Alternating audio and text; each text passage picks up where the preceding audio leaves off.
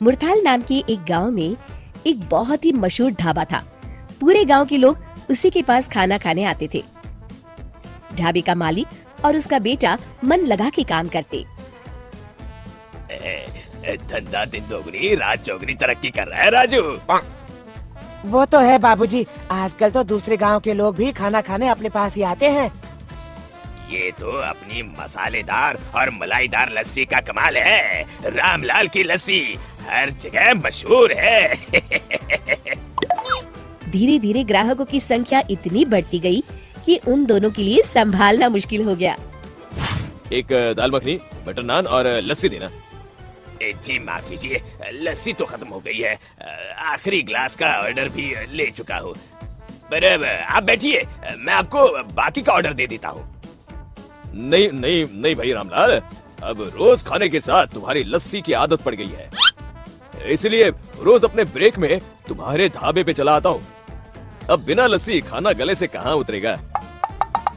इतना कहकर बंटी वहाँ से निकल जाता है। अरे सुनिए तो, साथ में 2 गुलाब जामुन मुफ्त हैं।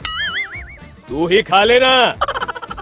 राजू सब देख रहा होता है।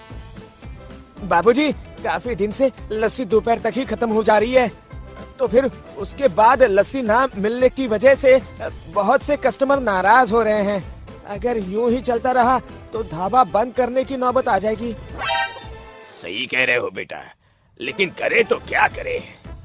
अभी पिछले महीने ही ढाबा बड़ा करवाने में सारे जमा किए हुए पैसे खर्च हो गए। अब लस्सी के लिए नया नौकर कैसे रखूं? कुछ और सोचना पड़ेगा। शाम को दोनों घर पहुंचते हैं। ये क्या माँ, तुम फिर से हाथ से कपड़े धो रही हो? ये इतनी बढ़िया स्लर्पुल की वॉशिंग मशीन लेके दी है तुम्हें, तो तुम अपने हाथ से कपड़े धोने की वजह से क्यों अपने हाथ खराब करती हो? तुझे तो पता है ना राजू, मुझे कहाँ आती है ये मशीन चलानी। बताया तो था माँ, पहले डालो कपड़े, फिर डालो पानी, फिर डालो सर्फ और मशीन घूमना शुरू। पहले डालो कपड़े, फिर डालो पानी, फिर डालो सर्फ और मशीन घूमना शुरू। पहले डालो कपड़े, फिर डालो पानी, फिर डालो सर्फ और मशीन घूमना शुरू। हाँ हाँ बेटा, समझ गई, पर मुझसे नहीं चलेगी ये। वो ना, मुझे इस मशीन की धुलाई पसंद नहीं है। हाँ ठीक है माँ, अब तुम्हें मशीन नहीं चाहिए तो मैं मान लेता हूँ। अगले दिन राजू दुकान में घर से वॉशिंग मशीन मंगवाता है। हाँ भैया, यही रख दो। राजू, ये क्यों मंगाया हो? अब माना कि धंधा थोड़ा मंदा है, मगर इतना भी नहीं कि ढाबा बंद करके अब धोबी घाट खोलना पड़े। ऐसा नहीं है बाबूजी, आप बस देखते जाओ।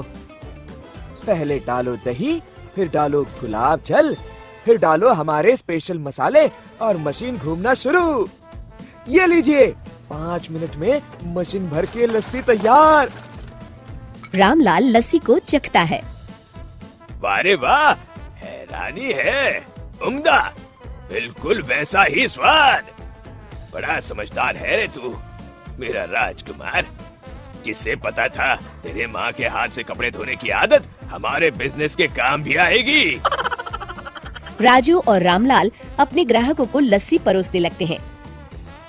धीरे धीरे रामलाल का ढाबा वॉशिंग मशीन वाले ढाबा के नाम से मशहूर होने लगता है।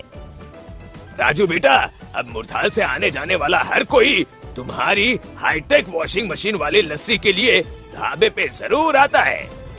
क्या कमाल किया है तुमने। आप ही का बेटा हूँ बाबूजी, और वो कहते हैं ना, आवश्यकता ही खोज की जननी है। इतने में बंटी ढाबे पे आता है।